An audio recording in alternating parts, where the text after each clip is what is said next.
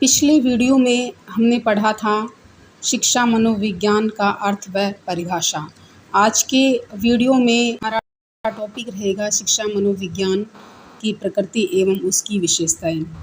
दोस्तों, शिक्षा मनोविज्ञान की प्रकृति एवं विशेषताओं की बात करें तो जो पहली विशेषता है वो है शिक्षा मनोविज्ञान सकारात्मक विज्ञान है।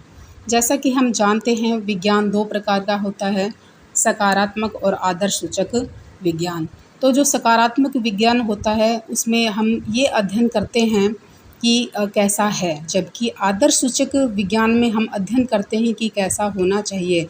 तो शिक्षा मनोविज्ञान अपने आप में सकारात्मक या फिर विधायक विज्ञान है। दूसरी इसकी विशेषता है यह एक सामाजिक विज्ञान है।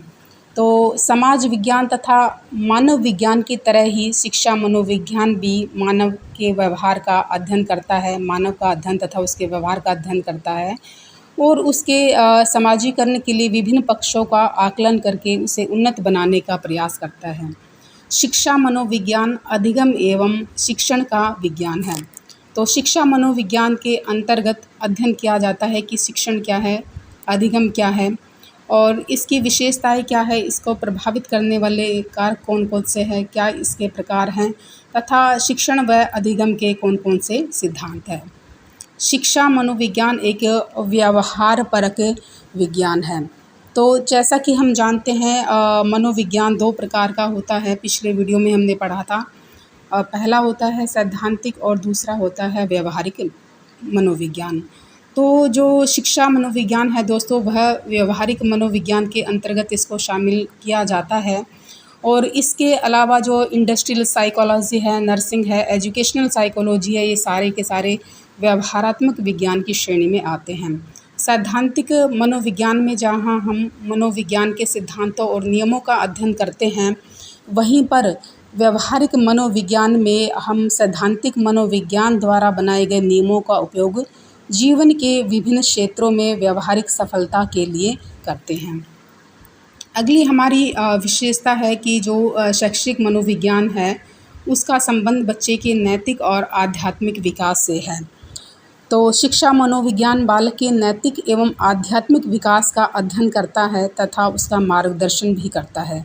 महात्मा गांधी ने भी कहा है कि बालकों में आध्यात्मिकता तथा नैतिकता का विकास करना शिक्षा मनोवैज्ञानिकों का मुख्य कर्तव्य है। शिक्षा मनोविज्ञान है वो अपने आप में बढ़ता हुआ विज्ञान है, क्योंकि इसके अंतर्गत निरंतर नए नए शोध हो रहे हैं और जैसे जैसे शोधों के परिणाम उपलब्ध होते जा रहे हैं उसके आधार पर मनोवैज्ञानिकों में बालकों के स्वरूप को समझने में सरलता हो रही है। अगली इसकी जो विशेषता है वो है शिक्षा मनोविज्ञान का संबंध बालक के मानसिक विकास से है।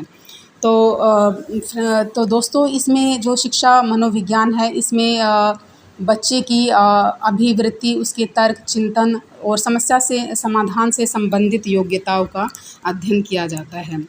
शिक्षा मनोविज्ञान का संबंध बच्चे के संवेगात्मक विकास से है। इसके अंतर्गत हम अध्ययन करते हैं कि संवेग क्या है, कौन कौन से प्रकार के होते हैं, दूसरों के संवेगों को किस तरह से समझा जा सकता है, अब किसी भी विपरीत परिस्थिति में अपने संवेगों पर किस तरह से नियंत्रण रखा जा सकता है तथा इसका उचित दिशा में हस्तांतरण कैसे किया जा सकता है।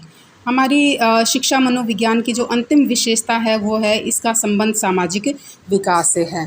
तो दोस्तों, जो शिक्षा मनोविज्ञान है वो बच्चे के सामाजिक विकास का अध्ययन करता है और यह पता लगाने का प्रयास करता है कि कोई बच्चा सामाजिक या फिर असामाजिक क्यों बन जाता है। तो उन्हें जिन बच्चों में असामाजिक तत्व प्रवेश कर जाते हैं, जो समाज के विरुद्ध कार्य करने लग जाते हैं, तो उन्हें उसके पीछे कौन कौन से ऐसे कारण होते हैं तो उनका अध्ययन इसके अंतर्गत किया जाता है और उन्हें सामाजिक नियमों के विरुद्ध कार्य करने से किस तरह से रोका जा सकता है, कौन कौन से ऐसे उपाय हैं, उन सभी का अध्ययन शैक्षिक मनोविज्ञान करता है। तो दोस्तों, ये था हमारा आज का टॉपिक शिक्षा मनोविज्ञान की प्रकृति एवं विशेषताएं। थैंक यू, धन्यवाद।